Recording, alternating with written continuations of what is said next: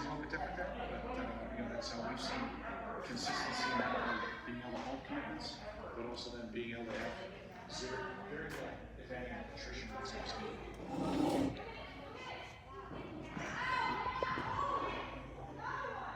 So you kid have a chance to get a scholarship because they're that good, and they put in that amount of time. And who's it going? They're evaluating y'all. Well, what are we doing with you guys too? We're evaluating y'all. Okay? Same thing.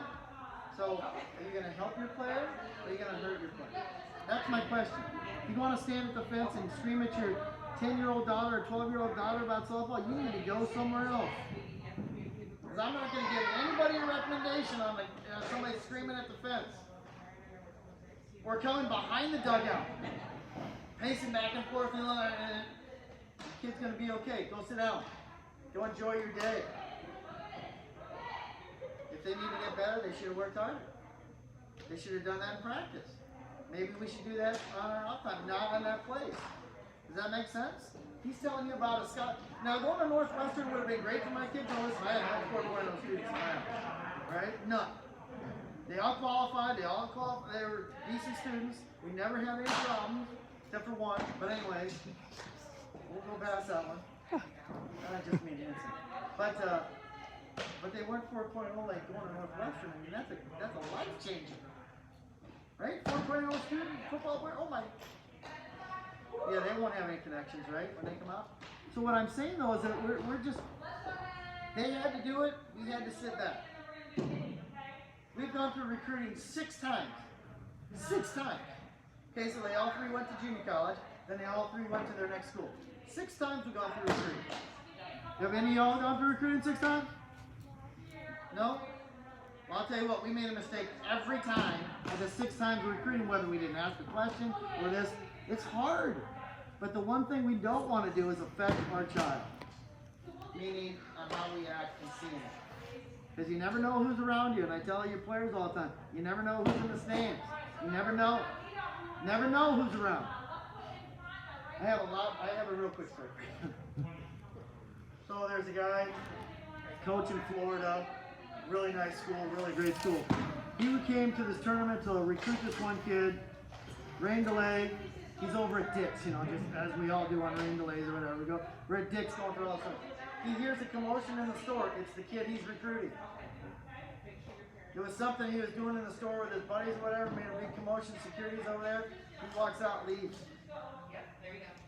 Goes to the head coach, and the head coach says, what do you think? We got to recruit this guy? He's like, nope, we're not going to recruit him. Told the story's like, we don't want any part of it. He goes to another school. 2 years later, he's putting this on it. 2 years later, he's in an incident in college with like sexual assault allegations and all this other stuff. It kind of keeps going, right? Everybody, you don't know where it's going. He's in Dick's. That's how it gets to you. Because they're investing money in those kids to play, they got to be great kids. They don't take that anymore like in the old days when I was a kid on football players or basketball, whatever. They don't do it anymore. So it's a tough deal, but remember that someone's always around. I won't run that again for God's sake, Carol. Okay, the last part before we get to our contract is a shout out to the dad at the basketball tourney who berated his own son in front of about 100 strangers for not playing well. You're the best. I'm sure your kid is D1 bound.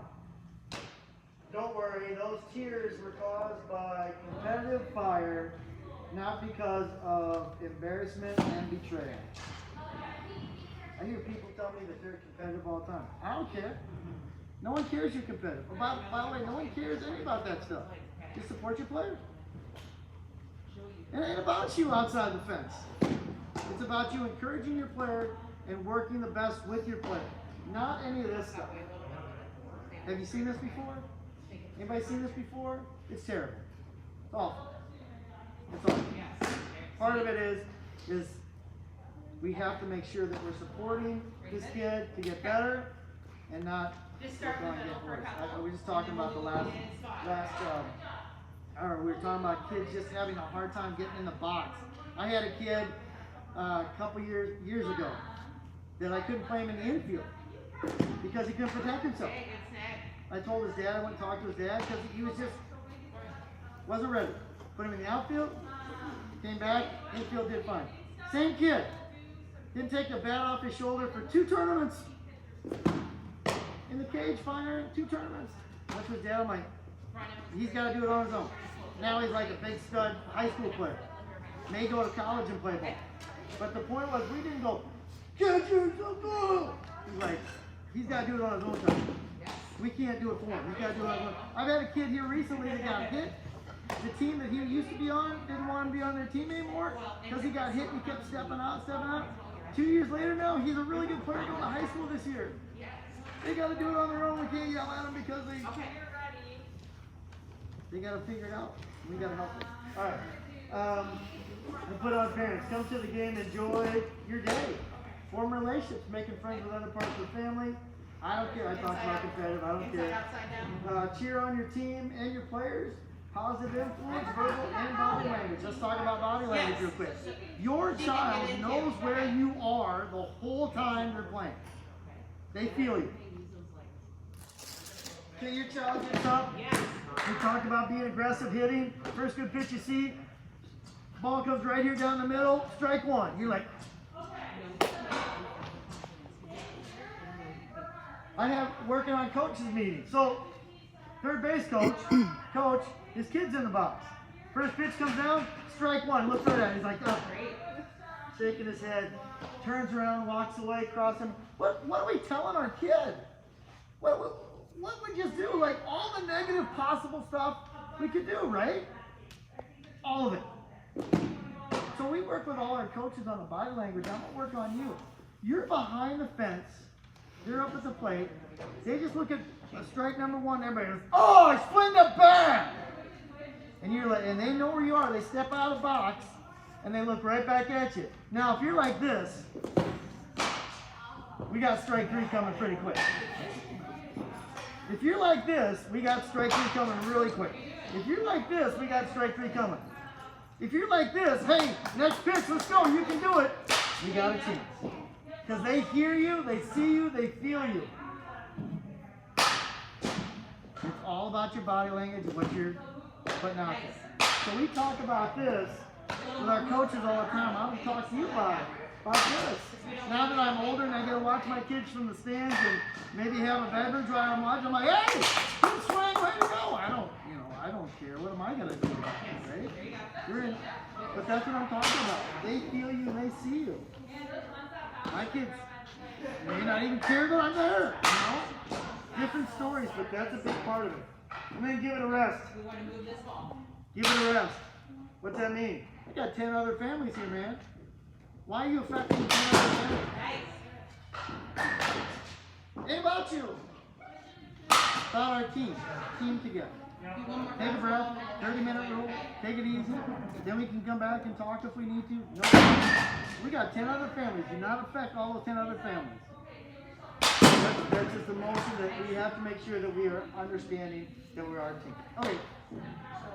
Last part. Contract. We have a contract right here that Sorrell gave you and that we can go. I'm not going through the whole thing, and I know you say it's business. But it goes down there. Our coaches, we've been in coaches meetings all winter long, and they're well aware of what's happening. We go to players' rules and expectations. It just says on the 3rd bullet point, good sportsmanship is a quality from our program. And we've heard that from Iowa. You kick, let's say, baseball, softball. That's what we're after. Hey, listen, I'm not going to worry about a call that was made by an umpire in the 2nd game on Saturday in April. So, by the way, bad calls happen. Does everybody know that bad calls happen? Does anybody also know that the major leagues is now using instant replays, and those are the best guys in the world? Those are the best guys in the world, and they make calls, bang calls, and they're so good at it, and now they're still using instant replay.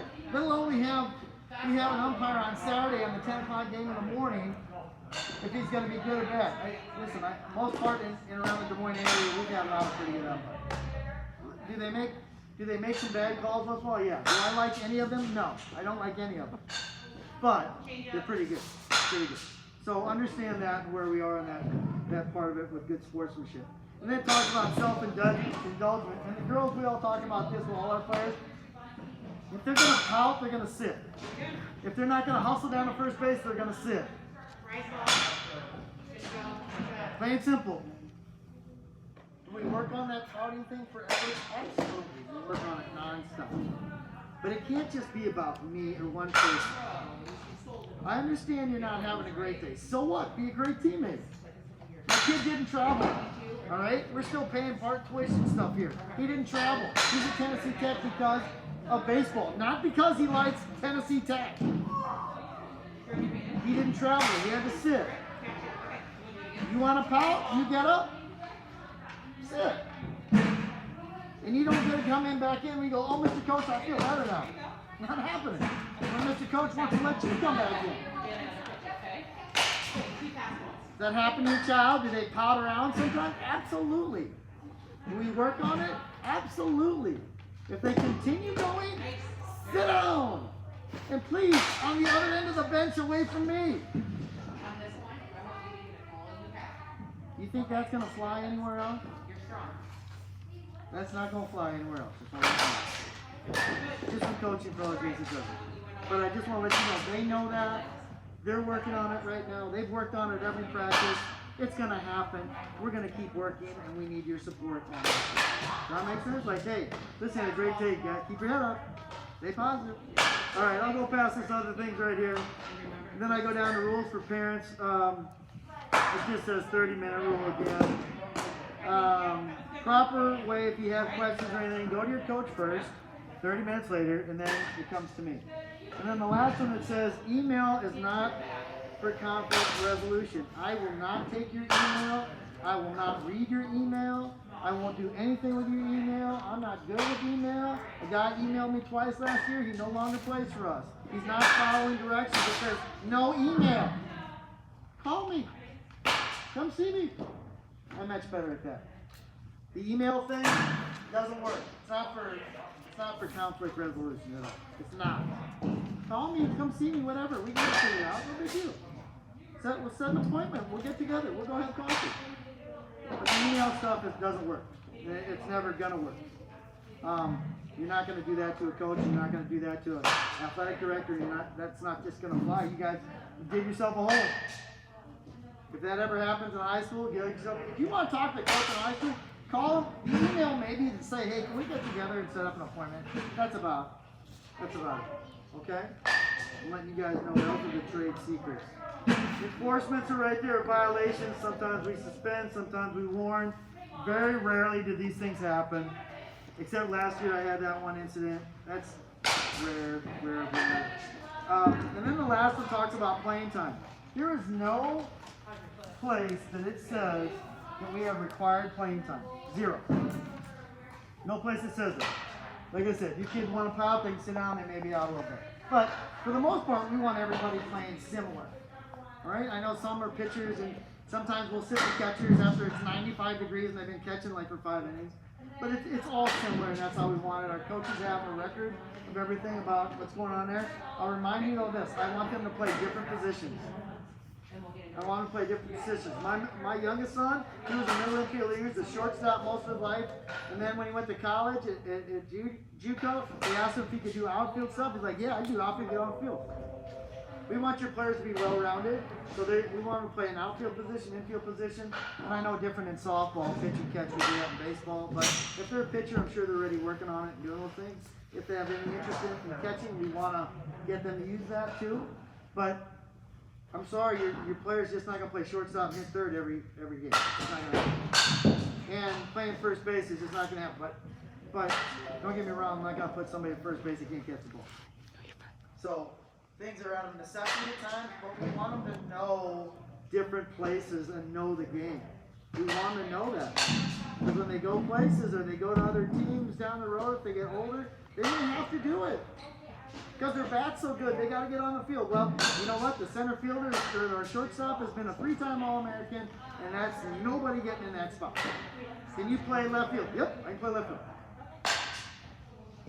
So we want them to be rounded, at least. Be rounded. Not that they're going to play there, but we want them to move a little bit and do that. That's important to us. Very, very important so they understand the game better. So all these things we put out there, I put out there and I say, oh, you know, they're going to play this, they're going to play that. And sometimes we have a pitcher going and our coaches have a plan, and after the first inning, the pitcher's not very good, and they switch him out, and the whole plan goes as a mess. And it's the first game on Saturday when we got the whole weekend to go, right? I mean, those things happen. So we have to be able to move them. We have to. And we're doing them a disservice if all they do is play shortstop or play first base. We're doing a disservice. We're a process versus outcome facility. We're a process versus outcome program. We're process versus outcome in practice. All of it. We want to teach them on the skill development. Now, we want to compete we want them dirty and compete. But as you guys know, that's our program. And it's not going to change, and it won't change if it's going. I know this is year 3 for softball and year 9 for baseball. But that's how it works. I'm not worried about rings and I'm worried about your players being great teammates and getting better. Every day. That's what we're worried about. And when they get better every day, maybe those things will go.